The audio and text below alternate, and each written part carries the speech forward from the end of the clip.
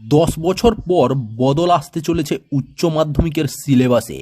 জাতীয় স্তরের পরীক্ষার কথা মাথায় রেখেই এই বদল। বর্তমান উচ্চ মাধ্যমিক স্তরে 60টি বিষয় পড়ানো হয়, এর মধ্যে 13টি ভোকেশনাল বিষয় পড়ানো হয়।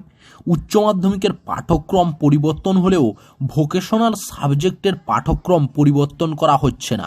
যেহেতু এই ভোকেশনাল বিষয়ের পাঠ্যক্রম তৈরি করে ভোকেশনাল কাউন্সিল, তাই সেগুলা বাদ দিয়েই মোট 47টি বিষয়ে সিলেবাস বদলের ভাবনা নেওয়া হয়েছে।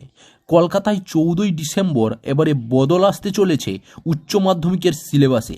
দীর্ঘ 10 বছর পর বদল আসছে উচ্চ মাধ্যমিকের সিলেবাসে। সব বোর্ডের সঙ্গে সামঞ্জস্য রেখেই এবার তৈরি হচ্ছে নতুন এই সিলেবাসে মোট 47টি বিষয়ের বদল করা হচ্ছে বলেই সংসদ সূত্রে খবর। জাতীয় স্তরের পরীক্ষার জন্য রাজ্যের ছাত্রছাত্রীদের যাতে কোনো অসুবিধা না হয় সেদিকে নজর দিতেই নয়া এই সিলেবাস তৈরির ভাবনা নেওয়া হয়েছে।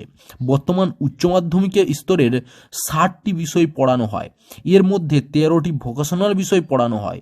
উচ্চ মাধ্যমিকের পাঠ্যক্রম পরিবর্তন হলে ভোকেশনাল সাবজেক্টের পাঠ্যক্রম পরিবর্তন করা হচ্ছে না। যেহেতু এই ভোকেশনাল বিষয়ে পাঠ্যক্রম তৈরি করে ভোকেশনাল কাউন্সিল, তাই সেগুলা বাদ দিয়ে মোট 47টি বিষয়ে সিলেবাস বদলের ভাবনা নেওয়া হয়েছে।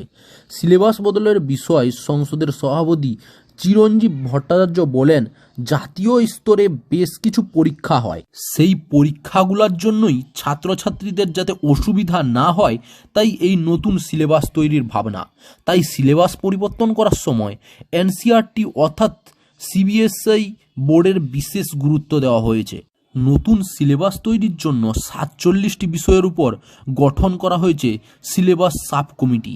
সেই কমিটিতে রয়েছে বিশ্ববিদ্যালয়ের একজন প্রতিনিধি, কলেজের শিক্ষকের এক প্রতিনিধি এবং 2 জন করে স্কুল শিক্ষক প্রতিনিধি। 4 সদস্যের এই কমিটিকে নিয়ে আগামী 16ই ডিসেম্বর প্রথম বৈঠকে বসতে চলেছে উচ্চ মাধ্যমিক শিক্ষা সংসদে।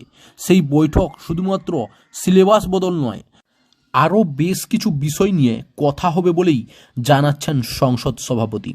তিনি বলেন, 2024-25 শিক্ষাবর্ষ থেকে সেমিস্টারের মাধ্যমে উচ্চ মাধ্যমিক পরীক্ষা নেওয়ার ভাবনা নিয়েছি, তবে সেই সবগুলি আলোচনা সাপেক্ষ।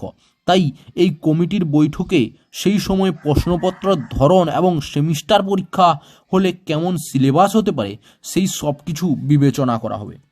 দেশ, রাজ্য, জেলা এবং আপনার শহরের খবর সবার আগে পেতে অবশ্যই আমাদের চ্যানেল nb.com-কে সাবস্ক্রাইব করে পাশে থাকা বেল আইকনটা ক্লিক করে অল নোটিফিকেশন অন করে রাখুন। জয় হিন্দ, জয় ভারত।